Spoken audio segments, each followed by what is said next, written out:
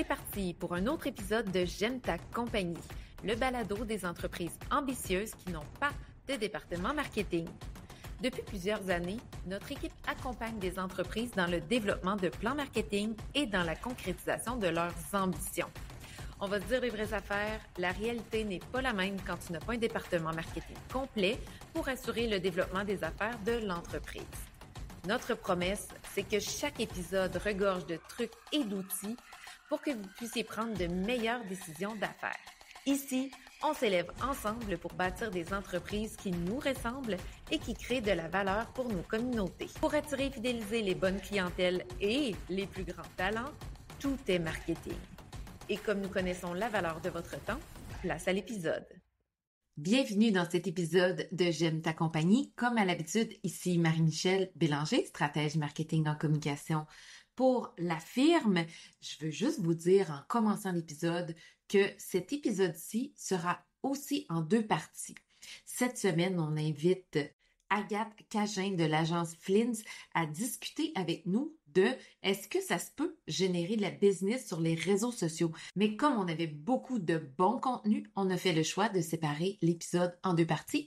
Donc voici la première partie et rendez-vous la semaine prochaine pour la deuxième partie. C'est parti pour un nouvel épisode de J'aime ta compagnie. En compagnie d'Agathe Cagin de l'agence Flins. Agathe, elle accompagne des entreprises dans des stratégies de réseaux sociaux. Aujourd'hui, c'est justement ce qu'on va adresser ensemble, soit comment elle accompagne les entreprises pour qu'elles soient plus actives et pertinentes sur les réseaux sociaux et comment son entreprise peut les outiller pour qu'ils créent facilement du contenu. Bonjour Agathe! Bonjour, merci de m'avoir invitée. Ben oui, t'arrives comment aujourd'hui? On demande toujours ça en équipe là, quand on commence le balado. Je dois le dire, je suis un petit peu stressée. Déjà, ça me fait vraiment plaisir d'être présente aujourd'hui et d'avoir été choisie pour jaser réseaux sociaux. Mais je suis stressée et excitée en même temps parce que je pense que ça ne sera que des belles discussions qui seront faites aujourd'hui à propos de notre beau sujet qui est le marketing. Oui, puis justement, ce que je voulais m'assurer de jaser ou de discuter avec toi ou même je dirais de nommer sur le balado J'aime ta compagnie, c'est que les réseaux sociaux, ce sont des outils pour le développement des affaires. C'est pas juste des outils pour paraître, pour être vu, pour montrer des photos de notre dernier souper en amoureux sur notre page affaires. On peut vraiment être stratégique. Puis c'est de ça qu'on va parler ensemble aujourd'hui.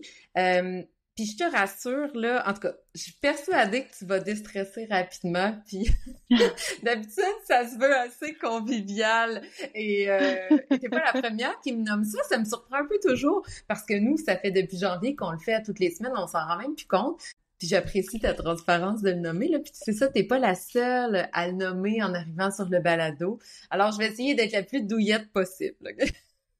Merci. Alors, si on se lance, Agathe, justement, quand on gère une entreprise ou un organisme à but non lucratif ou une institution publique, parapublique, c'est quoi la place que devraient prendre les réseaux sociaux dans notre stratégie marketing?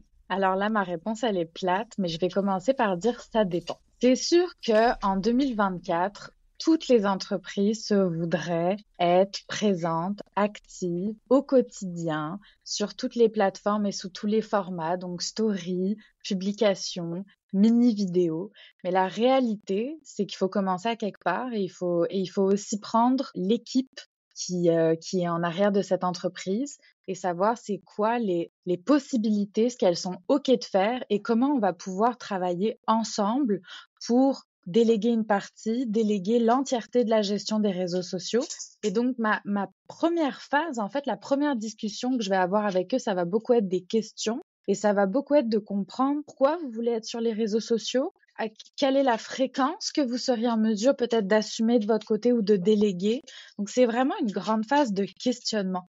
Et pourquoi aussi je répondais tantôt, ça dépend, c'est qu'il y a des entreprises, leur clientèle, elle n'est pas sur TikTok.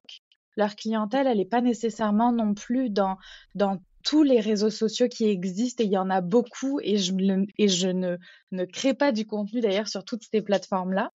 Donc, c'est beaucoup du questionnement et en fait, le premier gros du travail, c'est de comprendre où est-ce que l'entreprise veut s'en aller, à qui elle veut s'adresser et comment peut-être graduellement on va pouvoir aborder la plateforme et aborder TikTok comme aborder Instagram, comme aborder Facebook. Ça sera pas de la même façon et ça sera pas avec les mêmes contenus, je te dirais. Donc, la place que ça prend, ben, c'est de dire c'est qui ma clientèle idéale, quelle est la bonne plateforme à choisir. Faut Exact. prioriser autant la fréquence que les types de contenus. Puis j'irais peut-être plus loin en disant les types de contenus qu'on a le goût de faire. Là, moi, ça m'arrive souvent avec certains clients que la vidéo, ils font hey, non, moi la vidéo, oublie ça, je veux rien savoir. Mais alors, on va peut-être privilégier d'autres plateformes où la vidéo n'est pas la reine là, de la place. Ben, je peux même te donner un exemple. J'ai une compagnie en ce moment qui est dans le domaine de l'hébergement et je vais taire tous les noms, que ça soit du positif ou du négatif, même si je pense pas que je donnerais du négatif aujourd'hui.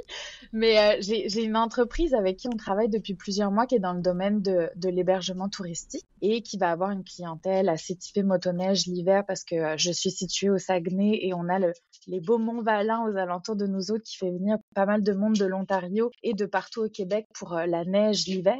Et il y a donc une forte période de recrutement à l'arrivée de cette période. Il y a aussi une plus grosse fréquence de publication pour permettre aux gens dès maintenant de commencer à réserver pour cet hiver.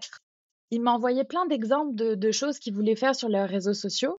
On planifiait une date pour filmer. Je leur disais, on l'a jamais fait, on va l'essayer, ça va bien aller.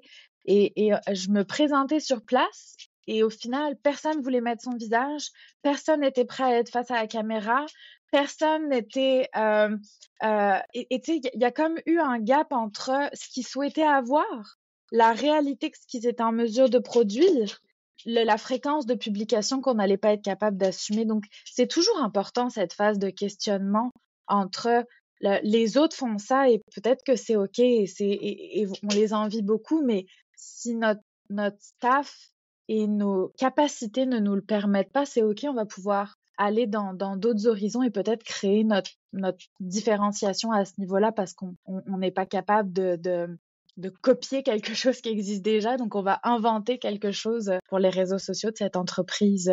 C'est ça que je vois tout le temps, moi, en réseaux sociaux. J'entends souvent ça, je vais faire comme l'autre parce qu'il fait ça, lui. Hey, regarde, mon concurrent, il fait ça, j'aime ça, moi aussi, je veux ça. Puis à chaque fois, nous, on répond, attention, faut se positionner, faut être stratégique, faut être différent, faut mettre notre équipe de l'avant ou nos installations ou nos façons de faire ou nos attributs de produits ou notre unicité, finalement. En fait, c'est ça, il faut arrêter de juste reproduire ce qu'on voit tout le temps puis ce qui est comme acquis dans notre industrie pour clencher avec le reste, se démarquer puis prendre la place. Puis c'est là où on peut être stratégique sur les réseaux sociaux. Y a-t-il d'autres façons, selon toi, où on peut être plus stratégique sur les réseaux sociaux, même quand on est une petite entreprise, même quand on a une petite équipe, qu'on n'a pas... tu sais, on voit Hydro-Québec, Maxi, là, tu sais, ils ont des grosses équipes réseaux sociaux. Puis c'est sûr que c'est un autre calibre. Mais quand on est là comme nos deux entreprises, mais qu'on a beaucoup d'ambition, comment on fait pour être plus stratégique? Ben, je vais faire une aparté. L'exemple de Maxi, je l'ai souvent. Et c'est important de dire que je ne sais pas combien ils sont dans l'équipe marketing de Maxi, mais ça doit se compter au moins en dizaines. Il y a des personnes qui sont dédiées à seulement répondre aux commentaires. Des personnes qui sont seulement dédiées à générer les idées. On peut même aller un petit peu plus loin juste dans le volet réseaux sociaux où on va y avoir des content creators, il va y avoir des community managers, il va y avoir des gestionnaires de planning éditorial. Et donc, c'est vraiment wow ce qu'ils font et c'est important de le dire, mais c'est pas la réalité pour une petite entreprise qui va déléguer à l'externe ou qui va vouloir le prendre en charge à l'interne. Donc, pour répondre à ta question, pour se différencier, comment tu travailles, avec qui tu travailles, où est-ce que tu travailles et en fait ta marque employeur. C'est peut-être que je vais prendre l'exemple d'un autre client, un client qui est ébéniste et qui fait peut-être la même chose que des meubles Ikea. J'ai nommé une marque, j'espère que c'est correct. Mais donc, ben oui, on est sur un podcast de marketing, il y a beaucoup de marques nommées quand même. C'est beau, c'est beau. Et donc, ils font de l'ébénisterie, ils font de l'installation de meubles sur mesure au résidentiel et au commercial. Techniquement, ils se font comparer à Ikea, mais il va y avoir une prise de mesure chez la personne. Il va y avoir une designer qui va les accompagner, qui va confirmer que les choix qu'ils ont faits, ça va bien aller pour leur maison. Il va y avoir une installation avec peut-être un service après la vente pour que s'il y a un bris ou s'il y a une installation qui soit faite dans leur propriété, personne puisse aller voir. S'il y a des graphines ou qu'il y a des choses qui se passent avec leurs meubles dans le temps à venir, une personne va aussi pouvoir se déplacer. Tout ça, c'est de la valeur sur un produit de base qui est un meuble et qui était le même peut-être si on regarde des photos de 2 maisons, une avec Ikea et une avec cette ébénisterie, mais qui pourtant à la fin fait que sur les réseaux sociaux, moi je suis capable de vendre les services et la différence et la marque employeur de cette ébénisterie-là parce que il y a des visages, il y a une équipe, il y a une façon de travailler, il y a une ambiance de travail, il y a aussi, ça crée de l'emploi local et tout ça sur les réseaux sociaux, c'est pépites et c'est bonbons pour mettre de l'avant que c'est avec cette ébénisterie-là qu'il faut faire affaire et non pas avec Ikea qui va être à la chaîne où tu es en autodidacte de A à Z. Peut-être qu'ils font de l'installation maintenant, je m'avance peut-être un petit peu, mais il n'y aura pas cette expérience de A à Z que mon client pourrait apporter.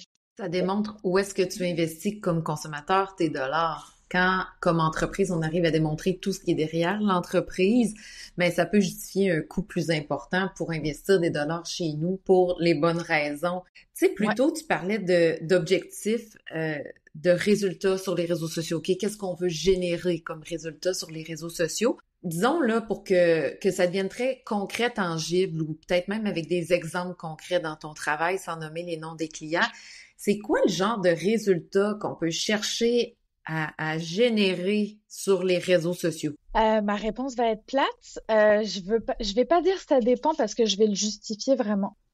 On va avoir de la clientèle. Leur enjeu, ça va être, par exemple, si je reprends mon exemple de l'hébergement de tantôt, l'objectif de ce client en question à être actif sur les réseaux sociaux, c'est d'avoir un mode de réservation qui est des plus optimales et on va avoir de la réservation 100% en ligne.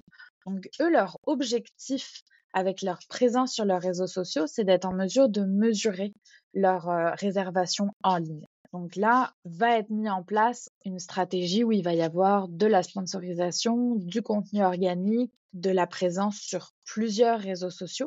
Chaque client va avoir un objectif un petit peu différent. Donc, je vais pas pouvoir te dire, 1000 impressions, 1000 vues, on a atteint notre objectif. C'est pas ça la bonne réponse. La bonne réponse, ça va vraiment être en fonction du client, aussi un petit peu en fonction du secteur d'activité, parce que chaque secteur d'activité va pas nécessairement avoir un même taux de conversion, si je peux le dire. Si je reprends mon exemple de l'hébergement, c'est d'avoir bâti un petit peu notre formule clé en main où on sait que avec, je vais dire que des montants un petit peu inventés, mais 1000 dollars de sponsorisation partout au Québec. Ah oui, important, la localisation aussi. Si on a une entreprise qui est très locale, sa conversion sera peut-être pas la même que si elle parle à tout le Québec ou même tout le Canada. Je retourne à mon exemple après mon aparté. Avec un montant peut-être de 1000 dollars de publicité par mois partout au Québec, en ciblant des centres d'intérêt, parce que c'est la magie des publicités sur les réseaux sociaux, on peut vraiment cibler notre persona, on va partir d'un nombre de vues qui va générer un nombre de clics et qui va générer peut-être un clic sur le lien de réservation. C'est sûr que la réalité, quand on est sur une réservation externe, qu'il y a des étapes après ça, je vais pas pouvoir te dire il y a eu 7 réservations à coup sûr qui ont été faites via les réseaux sociaux. En tout cas, nous, on n'est pas en mesure de l'assurer, mais c'est sûr qu'on va être capable, avec le numérique et les publicités en ligne, de suivre un petit peu le parcours de notre client et de savoir où il s'est rendu. Aussi, beaucoup avec les interactions. Moi, je pense que c'est super important d'avoir une audience qui répond quand on va publier. Et c'est publier un verre et de quelqu'un qui boit un drink face à une belle vue et de lui demander à quand ta prochaine visite et d'avoir aucun commentaire. Là, notre stratégie, elle est plate parce qu'elle génère pas de résultats. Mais par contre, d'avoir des gens qui sont venus il y a 2, 3 ans, qui voient cette photo et qui nous commentent, hey, j'aurais le goût de venir, j'aurais le goût de profiter de cette terrasse pour une nouvelle fois, de lui répondre, super important, et d'aller générer une conversation et que peut-être les premières fois, il y aura 1, 2 commentaires, mais plus les gens vont voir que tu réponds, plus ils vont avoir le courage de commenter, parce que commenter pour pas avoir de réponse, c'est plate. Commenter pour avoir une interaction par la suite, c'est cool. Et la dernière conversion que je trouve intéressante, c'est les messages privés. Oh Combien de oui. messages privés on est capable de générer après des contenus. Parce que la réalité, c'est que des fois, on va poser une question, la personne va pas commenter en public sous la publication, mais va nous envoyer un message privé. Et on peut le voir aussi si je change un petit peu d'exemple avec l'embauche. On a des clients, leur seul enjeu avec nous autres, c'est l'embauche. Et ça va être une publication qu'on va sponsoriser ou non, qu'on va partager sur des groupes ou non. Dans le cas d'Instagram, ça peut être aussi de taguer des employés, ça peut être aussi de demander des ressentis ou comment ils se trouvent dans leur job pour avoir des commentaires et avoir un petit peu une fidélisation sous nos posts. Que ça génère des messages privés par la suite de j'ai le goût de passer un entretien, comment ça se passe dans votre entreprise, c'est plaisant aussi. Donc, les 3 outils qu'on va suivre beaucoup sur les 3 types de calculs principaux, c'est les messages privés, les commentaires et les conversions quand on peut les suivre au sein des entreprises. On a aussi des clients, leur objectif, c'est d'être actifs sur les réseaux sociaux. Il n'y a pas de résultat nécessairement à démontrer, mais c'est que leur domaine est actif, ils ressentent le besoin d'être actifs, ils savent pas nécessairement, pas le pourquoi parce qu'on est là à chaque mois pour leur répéter, mais ils savent pas nécessairement combien ça pourrait leur rapporter et combien ça leur rapporte et ils sont OK avec ça. Leur seul enjeu, c'est d'être présents sur les réseaux sociaux et d'animer leur page et de pas paraître fermés en ligne, en fait, tout simplement. Ben, ce que j'aime, c'est que tu fais le pont avec les stratégies de développement des affaires, principalement. Tu sais, dans tout ce que tu as nommé, quand tu dis avec tel client, on veut attirer des talents dans notre équipe, puis avec tel client, on veut faire la réservation. Ben, c'est réellement dire, OK, j'ai ces objectifs d'affaires-là, puis la réussite va passer par soit avoir des nouveaux membres dans mon équipe ou des clients dans mes chalets, par exemple. Puis j'aime aussi que tu parles des commentaires, de l'engagement, ainsi que des commentaires en privé, parce que c'est souvent là que peuvent se dérouler les ventes en commentaires privés. Puis c'est important de clarifier ça. Tu sais, nous, on n'arrête pas de le marteler, là, mais c'est important de clarifier ça avant d'être sur les réseaux sociaux. Puis oui, il y a des clients, comme tu dis, qui veulent juste avoir un historique puis une présence. Si je me fais chercher dans Instagram, les gens vont voir qu'on est là, qu'on est actif, qu'on n'est pas en train de dormir au gaz là chez nous. Tu sais qu'il se passe quelque chose, qu'il y a certains dynamismes, mais c'est important de savoir parce que ça va orienter toute la création de contenu plutôt que d'y aller dans le vent sans trop savoir pourquoi on le fait. Exact. Pour faire un bon choix de réseau social, tu sais, il y a Facebook, Instagram, Threads, Snapchat, TikTok, LinkedIn. Là, il y a des gens qui confondent YouTube avec un réseau social, Pinterest avec un réseau social. Dans notre livre à nous, à la firme, Pinterest, YouTube, ce sont des moteurs de recherche et non des réseaux sociaux. Mais comment on fait, là, quand on est une entreprise, un organisme sans département marketing pour dire, OK, je vais mettre du temps, de l'argent et de l'énergie dans telle ou telle plateforme en 2024? C'est une bonne question. Déjà, la première question que je pose à un futur client ou à une personne que je vais rencontrer, c'est tu as pris le temps de créer un profil sur quel réseau social en ce moment? Donc, sur quelle plateforme tu as un compte de créer? Comme ça me permet juste de démystifier. C'est très bête ce que je vais dire, mais de me dire, OK, quand il a créé son entreprise ou quand il a ressenti le besoin de créer ses réseaux sociaux, il est allé sur telle plateforme. Et donc, mettons, je vais donner un exemple d'une société qu'on va dire un petit peu dans le domaine du politique et il s'était créé une page sur Facebook, mais pas sur LinkedIn. Et donc, il me mentionne qu'il a créé ses réseaux sociaux seulement sur Facebook. Et donc, on jase de à qui il s'adresse, on jase de ses enjeux, on jase aussi de ce qu'il offre et à qui il va l'offrir. On jase aussi de la façon dont il va l'offrir. Est-ce que c'est quelque chose que tu vas vendre seulement en B2B, quelque chose que tu vas vendre en B2C aussi, parce que tu peux t'adresser à des membres quand par exemple, tu vas être une association, mais au final, tes membres vont vendre en B2C. Donc, peut-être que tu aurais tendance à vouloir aller sur LinkedIn et t'adresser B2B, mais tu veux faire rayonner tes membres. Donc, au final, tu dois faire rayonner le B2C. Donc, tu sais, il y a quand même des questions qui vont se poser, mais je pars souvent de, OK, tu as créé tes accès où ça? Et une fois que je sais que tu as créé tes accès où ça, à qui tu vas te redresser? Là, on en revient un peu à ce qu'on s'est dit tantôt, mais comment et quelle énergie tu vas être prêt à mettre dedans et qu'est-ce qui est réaliste? Pourquoi quelle énergie tu es prêt à mettre dedans? C'est le nombre de fois où depuis 1 an et demi, les gens veulent être sur TikTok, mais ils sont pas prêts à faire de la vidéo et ils sont pas prêts à mettre leur visage face à la caméra et ils ne voient pas l'énergie aussi en arrière que ça peut prendre, ben, ça fait que peut-être que tu devrais y être, mais si tu tiens pas la récurrence, tu tiens pas les idées en arrière, t'as pas la conviction et t'as pas la motivation à être en arrière, ben, c'est-tu un bon investissement? Moi, je pense pas, honnêtement. Pour répondre à ta question, parce que j'ai l'impression que j'ai divagué, ça revient beaucoup à qui, quoi, comment, ou pourquoi, les grands fondamentaux du marketing. Faut aussi se laisser le temps. Des fois, on est persuadé que c'est sur LinkedIn que l'audience, elle va être, et on va se laisser 3 mois et on va générer aucun résultat. Et peut-être qu'on pourrait se dire, ben, on va tester une autre plateforme. Chaque réseau social a un écosystème en arrière qui est différent. Facebook, faut pas oublier les groupes, faut pas oublier les événements, faut pas oublier les stories. Instagram, c'est l'image qui va beaucoup, la vidéo qui va compter en premier, et d'autant plus les reels qui sont poussés de l'avant sur le volet organique. Les stories aussi énormément. Les lives, peut-être un petit peu moins. Là, ça va vraiment être vraiment Facebook qui va pousser plus les lives. LinkedIn, les carousels, des vidéos, mais on fera pas une vidéo verticale nécessairement sur LinkedIn en première pensée. TikTok a eu aussi une belle opportunité avec les carousels. Est-ce que c'est encore ça qui marche le mieux? Ben, ça marche quand même bien là, mais est-ce que c'est vraiment ça que la plateforme veut en premier?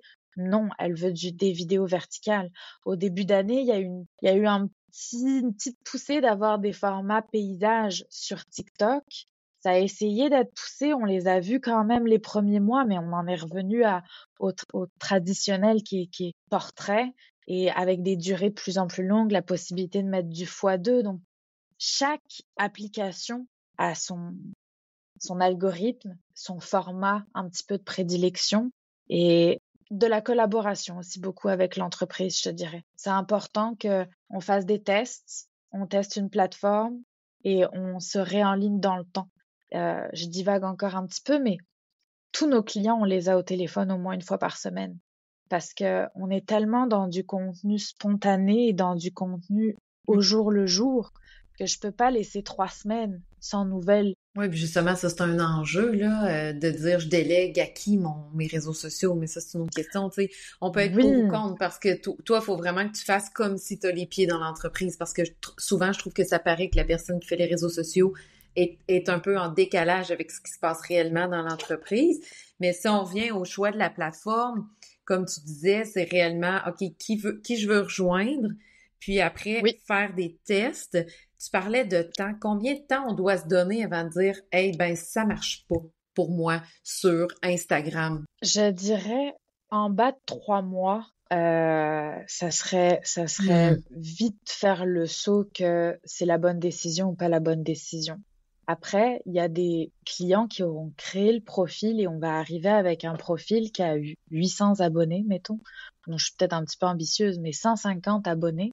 Et ces 150 abonnés-là, mais il y en a une partie, c'est des bots qui ont été désactivés par la suite. Il y a Hmm. une partie, c'est des Ah oui. personnes qui les ont recherchés il y a 3 ans et qui vont jamais se souvenir de c'est qui. Donc, tu sais, ça prend 3 mois pour être capable déjà souvent de remettre le profil à jour. Donc, la description en haut d'un profil Instagram, super importante. Les 1, 2 ou 3 liens qu'on va vouloir mettre de l'avant. Nos stories à la une. Euh, d'avoir un beau 3 publications épinglées pour savoir à qui on s'adresse, qu'est-ce qu'on va offrir et où est-ce qu'on va l'offrir. C'est souvent les 3 publications épinglées qu'on va retrouver en haut, ou le top 3 des meilleurs produits d'une entreprise. Là encore, c'est personnalisable en fonction du besoin et de l'entreprise en arrière, mais 3 publications épinglées claires pour qu'une personne qui fasse une recherche sur Instagram, tombe sur un hashtag, ou après une recherche, tombe sur un profil, puisse très rapidement comprendre si elle est intéressée ou pas à s'abonner à cette personne-là. Si elle tombe par le profil des Reels et qu'elle s'abonne, il va falloir qu'il y ait une récurrence en arrière qui suive pour fidéliser ou pas le follower. Donc, en bas de 3 mois, ben, bâtir un profil, bâtir une fréquence et bâtir une audience, ben, pour moi, c'est pas jouable. Après, au bout de ces 3 mois, si on se rend compte que ça marche pas, est-ce qu'on a parlé de la bonne façon à notre audience? Est-ce qu'on a visé, par exemple, le mauvais secteur? Parce qu'il y a aussi des entreprises qui ont plusieurs secteurs, que ce soit des entreprises de restauration ou des entreprises dans le domaine de la construction. Là, on a parlé à nos consommateurs et on a montré ce qu'on savait faire. Peut-être qu'en fait, il faudrait qu'on parle à un volet plus commercial de avec qui on travaille, comment on va travailler plus dans les insides de l'entreprise et switcher un petit peu le compte dans un autre angle de tir, mais toujours dans ce timing et dans cette timeline-là de 3 mois, parce que en bas de ça, on ne sera pas capable de voir les résultats. Parce que souvent, il se passe quoi? Le premier mois, on va faire des statistiques de fou, on repart de quelque chose qui est neutre Moi, on va être réaliste. J'appelle ça la saveur du moment. Tu sais, quand tu lances quelque chose, tout le monde fait « Wouh, c'est cool! » Puis là, ta famille, elle embarque, puis tu sais... Oui! Mais après, c'est ça. J'ai déjà fait des plus 729% d'augmentation par rapport aux 30 derniers jours. T'es comme, ouh, ça marche. Mais le soufflet du départ, il va montrer la tendance de la suite. Et si après, c'est qu'en décroissance, c'est de se poser les bonnes questions. Là encore, petit aparté, il y a beaucoup d'entreprises qui vont publier la même chose sur Facebook et sur Instagram parce que c'est méta en arrière. Oui, et comme nous à la firme, c'est ça qu'on fait en ce moment parce que, par souci d'efficacité, là, ça passe sur les deux en même temps, là.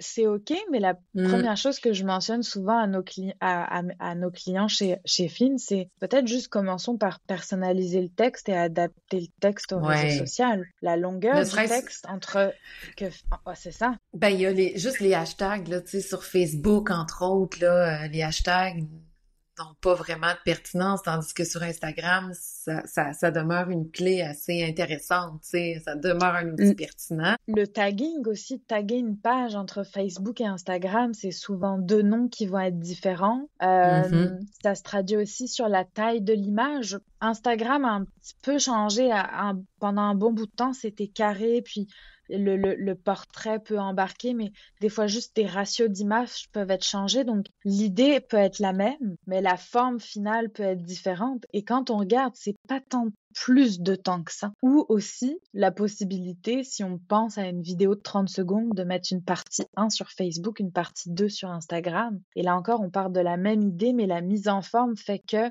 les gens n'ont pas le même contenu et n'ont pas la même information sur les 2 places, ce qui, pour moi, je trouve être intéressant parce que la moyenne d'âge sur les 2 réseaux sociaux sont pas la même, le type de consommation non plus n'est pas le même, où sur Facebook, on va défiler un fil d'actualité et on va bien moins commenter, partager que je trouve sur Instagram ou dans une story, on peut facilement réagir. De plus en plus, je trouve que les interactions par message se font. Les consommations des 2 réseaux sociaux sont pas la même, et pourtant, on poste la même chose parce que c'est méta en arrière et on pourrait juste mettre des petites mises en place de comment une même idée pourrait être mise en forme de façon différente sur les 2 réseaux sociaux sans que ça demande vraiment et réalistement plus de temps. Mais c'est ça, être stratégique, c'est arriver à mieux faire, mais sans trop rajouter de travail. Puis je peux te raconter une anecdote. L'autre jour, j'étais sur le bord de la mer, okay? Puis je voulais faire une story vraiment... parce que, tu sais, sur Instagram, moi, ce que j'aime voir la vie des entrepreneurs aussi, les coulisses un peu de l'entrepreneuriat, de la gestion familiale, les lunchs, le chaos, la machine à café qui brise, peu importe. Oui, les contenus plus... tu sais, je suis beaucoup d'entrepreneurs, mais j'aime voir les dessous de l'entrepreneuriat aussi. Et donc, nous, on est une fière entreprise de région. On essaie de montrer notre région le plus possible dans toutes ses belles couleurs. Puis le fleuve était magnifique. Alors, je me suis dit, je vais partager une stories de la mer, OK? Fait que j'ai fait un truc vraiment cheap, petite musique, bang, sans faire exprès, je l'ai poussé en reel au lieu d'en stories, vraiment comme une matante. Ben, Colin de Bin, c'est mon reel qui a le plus de résultats. J'étais là, pinouche, il faut juste que... Tu sais, des fois, on peut se faire surprendre aussi sur les réseaux sociaux. Des fois, on se casse beaucoup la tête. Puis c'est pour ça que j'invite les gens à se faire challenger dans leur stratégie de réseaux sociaux. Oui, pour définir les bons objectifs, comment on peut y arriver, les bons moyens. Puis ce qui est le fun avec des gens qui en font beaucoup comme toi, c'est que tu as de l'expérience. Tu as fait des tests. Fait que toi, quand il y a quelque chose qui tombe ou quand il y a quelque chose qui réussi grandement du premier coup, ben tu vas pouvoir réajuster sur attention, c'est pas nécessairement parce que c'est pas bon, ou attention, oui, on fait des bons résultats, mais donnons-nous un peu de temps pour avancer parce que tu as de l'expérience pour nous faire voir un petit peu en hauteur. Puis, je vais juste nommer comme pour notre balado, nous, là, on a lancé le balado janvier 2024, puis on se donne 2 ans avant de décider si on continue à un épisode semaine ou non. Donc, quand on s'est assis en équipe, qu'on a dit on se lance dans le balado, c'est 1 par semaine pendant 104 semaines. Puis on tient le fort, vacances, pas vacances, maladie, pas maladie. On s'engage à le faire pour réellement, parce que les résultats, puis je reviens, puis après, je reviens aux questions, là, mais tu sais, quand tu parlais de savoir les résultats que ça donne, puis qu'on peut pas nécessairement aller plus loin. Par exemple, tu parlais de ton exemple du bouton réservé. L'attribution, à quel média ou à quelle tactique marketing on peut attribuer une vente aujourd'hui? Moi, je suis de l'école qui dit que c'est impossible de donner une attribution à une seule tactique, publication, publicité, affiche sur le bord de la rue, campagne radio. On peut plus en 2024 dire c'est telle action pile poil qui m'a ramené telle vente, parce que souvent on va closer une vente autant qu'on vende une chaussure ou de la consultation dans les 6 chiffres, la facture. Ça va être plusieurs points de contact qui vont nous amener à une vente, mais c'est important du point de vue des entreprises, des organismes. Quand ils reçoivent quelqu'un, c'est d'aller demander « Hey, où est-ce que tu as entendu parler de nous ?» de façon plus qualitative, mais de prendre des notes de façon quantitative pour que sur une grande quantité, on puisse à un moment donné se rendre compte « Oh wow, ben quand je fais telle affaire, ça me ramène des résultats. Tel balado, par exemple, moi, je me fais souvent dire « Hey, j'ai mis en place ton truc. » Je suis là, de quel truc tu parles? Puis là, ben, je me rends compte que la personne consomme mes contenus réseaux sociaux sans aimer, sans commenter, sans partager, mais elle les écoute. Et puis moi, je perds un peu cette donnée-là. Puis il y a des gens qui m'envoient des références parce qu'ils me voient passer, mais dans mes stats réseaux sociaux, ça n'existe pas vraiment, à part peut-être une vue quelque part, là. Donc, c'est très difficile d'attribuer une conversion ou une vente là, à une tactique précise. Et on se le cachera pas. Et là, je parle de quelque chose que je ne maîtrise pas, mais il y a la loi 25 aussi qui intervient depuis plusieurs maintenant années, plus d'1 an en tout cas, et qui va tout prochainement, là, début septembre, marquer la dernière phase.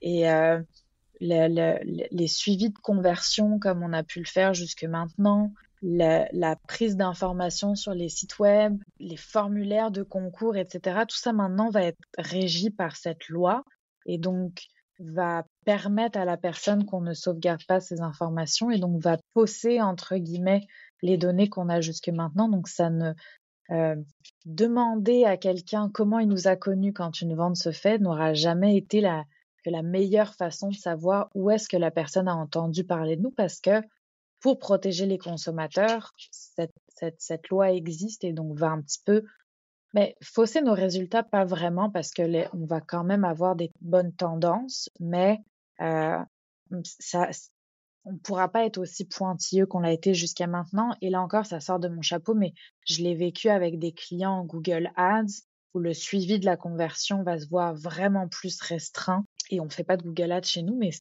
qui était comme donné en contrat, mais quand on lisait les performances, on n'aura plus autant de résultats que ce qu'on avait jusque maintenant. Mais avant d'aller plus loin, chaque client, chaque personne, chaque entreprise ou organisation va devoir mesurer elle-même ses résultats clés, puis tenter d'observer une corrélation entre les actions marketing faites et les résultats. D'ailleurs, à la firme marketing, on travaille sur un super outil pour faire tout ça. C'est ce qui conclut la première partie de cet épisode, à savoir si ça se peut générer de la business sur les réseaux sociaux. On se donne rendez-vous la semaine prochaine pour la partie 2.